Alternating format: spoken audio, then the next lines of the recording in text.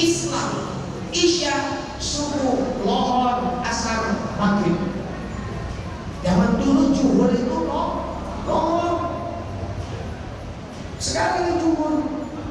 Dan perbedaan dulu lohor, sekarang menjadi zuhur. Itulah disebut dengan Islam.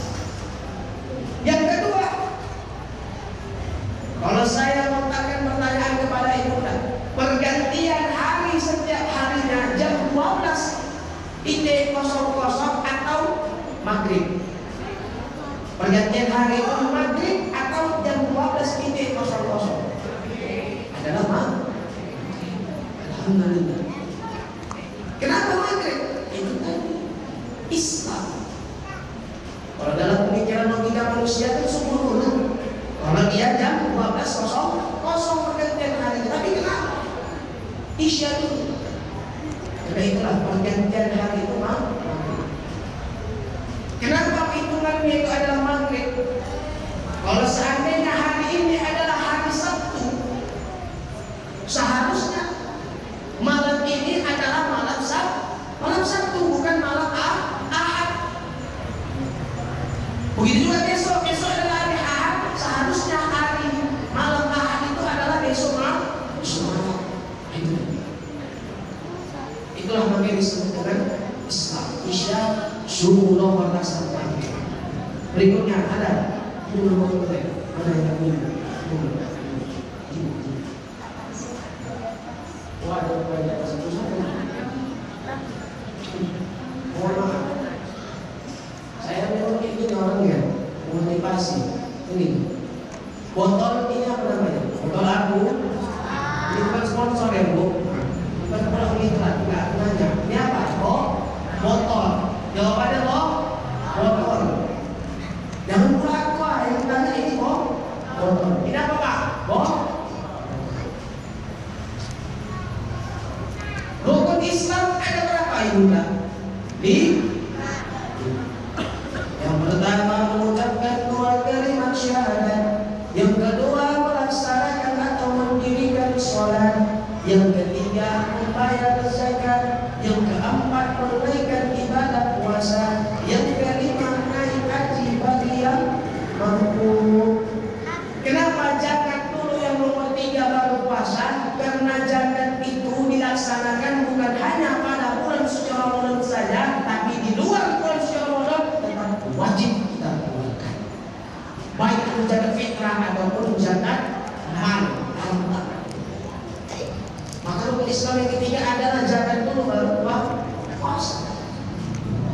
Dan ingat zakat ini kenapa disampaikan ataupun dikeluarkan tidak hanya pada bulan suci Ramadan, tapi di luar bulan suci Ramadan, karena inilah cara terakhir Allah Subhanahu wa taala mengambil harta kita secara paksa. Kalau tidak diambil secara paksa itu dipotong langsung, maka kita akan menjadi seorang hamba yang kikir, menjadi seorang hamba yang sombong, menjadi seorang hamba yang takabur, merasa hartanya itu adalah milik dia, padahal harta itu adalah sebuah titipan. Itulah cara terakhir. Maka kadang ada di perusahaan itu langsung dipotong, ya kan? Langsung dipotong untuk zakatnya. Guru-guru ataupun dosen pun juga langsung ada potongannya. Saya dengar itu dosen-dosen kami itu langsung ada potongan itu untuk zakat. Nah, kembali lagi dari rukun Islam ada 5. Ini botol tadi ini kita anggap menjadi keimanan kita.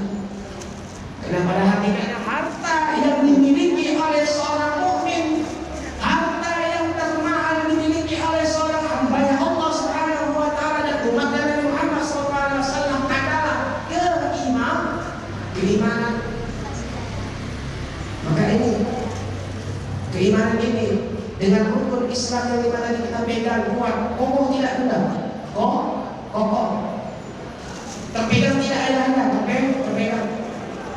Kita copot satu. Selama kita hidup tak sanggup Ustaz, aku berangkat haji ke Baitullah. Pertanyaanku, apakah ketika kita tidak berangkat haji ke Baitullah tetap dikatakan Islam? Karena keimanan masih terpegang kokoh. Berikutnya, Ustaz, aku udah tua. Ataupun Ustaz, aku bekerja, panas-panasan kerjaku, itu kata ayah-ayah. Aku kerja bangunan Ustaz. Aku tak sanggup untuk berpuasa. Bahkan baik yang bekerja ataupun tidak bekerja, dia selama hidupnya, mohon maaf, tak pernah dia berpuasa pada bulan suci Ramadan. Apakah tetap dikatakan Islam? Tetap. Nah, keimanan masih kita pegang. Selanjutnya kita coba satu lagi. Kita merasa diri kita itu pejabat pemerintahan tinggi, kita memiliki kekuasaan, kita memiliki jabatan, dan juga merasa diri kita lebih hebat dari orang lain, sehingga kita tak mau untuk bersedekah, tak mau untuk berinfak, hartanya itu hanya untuk dirinya sendiri, dia menikmatinya. Pertanyaanku, apakah dia tetap dikatakan Islam? Tetap ayat. Kenapa? Karena keimanan masih dipegang kokoh dan kuat. Dan terakhir, mohon maaf, apabila kita tidak sholat, mohon maaf, apabila kita tidak sholat, maka pantaslah sholat itu dikatakan adalah tiang agama. Kalau ibadah sholat kita berselemak, masih kurang maksimal, maka jangan salahkan Allah. Sedekah kita, infak kita, puasa kita, zakat kita, haji kita sampai 5 kali sekalipun tidak akan Allah hitung. Kalau sholat kita pun rusak. Ibadahnya ini tiang. Yang mudah-mudah sendiri itu kan udah puasa murah. Untuk sendiri itu juga tiang. Aku maklum aja Bu, kalau udah ada anak-anak yang sendiri kita maklum. Jangankan di masjid, tempat piring pun kakinya pun semuanya itu sebenarnya. Karena tembok itu ustaznya ada, itu ada. Ustaznya datang Bu, dia baru dipandang kakinya. Ketika ini dia. Tidak mungkin akan terbangun masjid Al-Ridho ini dengan megah, mewah, cantik dan indah kalau tidak ada tiang. Kalau tidak ada dan tiang inilah yang akan menjaga fondasi bangunan ini menjadi kuat dan kokoh. Makanya berani mengurus masjid, membangun batu bata di samping-sampingnya, dibuat tinggi batu batanya, malah berani membuat gentengnya ataupun seng ataupun sebagainya. Baru di bawahnya pakai plafon ataupun penutup atap tersebut. Makanya ibu naik rahmat ini Allah Subhanahu wa Ta'ala, maka sholat itu menjadi rukun penting di dalam keimanan kita kepada Allah Subhanahu wa Ta'ala. Maka mohon maaf, mohon izin ayah anda dan ibu, di mana-mana saya sampaikan, dan itu menjadi fondasi motivasi bagi saya sendiri. Jangan pernah kita berpikir dan juga ditanamkan dalam hati kita sholat itu sebuah kewajiban, tapi sholat itu adalah sebuah kebutuhan. Sebuah kebutuhan. Kalau kita melaksanakan sholat itu hanya sebatas kewajiban, mohon maaf, jangan salahkan kalau ada orang sholat Allahu Akbar, Allahu Akbar, Allahu Akbar.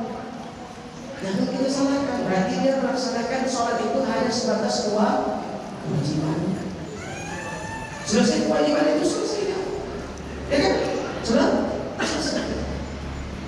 Tapi kalau dia sebagai kebutuhan, maka dia akan pencarian. Dia akan menunggu kapan lagi waktu sholat berikutnya, kapan lagi waktu sholat berikutnya. Dan ingatlah, tadi awalnya kita sholat 50 waktu. Itulah luar biasanya Allah memberikan cinta dan kasih sayangnya kepada kita hambanya. Dari 50 waktu tadi menjadi 5 waktu kita sholat, itulah Islam. Tapi Allah melipat gandakan, sekali kita sholat di dalam satu hari, maka pahalanya 10 kebaikan bagi kita. Makanya 5 kali 10 menjadi 5. Artinya kita kerjakan 50 50 waktu itu benar, tapi pahalanya seperti orang yang melaksanakan sholat 50 waktu. Itu luar biasa Allah Subhanahu wa Ta'ala. Makanya sebab itu ayah dari ibu dan dimuliakan Allah Subhanahu wa Ta'ala. Kita jadikan sholat itu sebagai kebutuhan, bukan suatu kewajiban. Nah, selanjutnya apa? Ini ada terakhir untuk kita. Semoga itu menjadi iktibar dan juga semoga menjadi ketingkatan rasa iman kita itu meningkat kepada Allah Subhanahu wa Ta'ala. Ingat pula, ketika kita pulang dari masjid Al-Ridho ini, saya tak mau kalau bunda itu pulang tak bawa apa-apa, tak bawa. Maka ada 5 cara seorang mukmin, seorang hamba untuk mendekatkan diri kepada Allah Subhanahu wa Ta'ala agar hidupnya tenang, agar hidupnya dimudahkan oleh Allah, dan hidupnya dijaga sampai masuk dalam surga Allah Subhanahu wa Ta'ala. Apa 5 cara kedekatan itu kepada Allah? Yang pertama, jagalah ibadah sholat kita. Kalau kita ingin sukses, kalau kita hidupnya tenang, kalau mau urusan-urusan kita dipermudah, kalau mau ujian-ujian yang Allah titipkan saat ini yang berat, Allah ringankan, bahkan Allah angkat ujian tersebut, maka yang pertama dirikan ibadah sholat.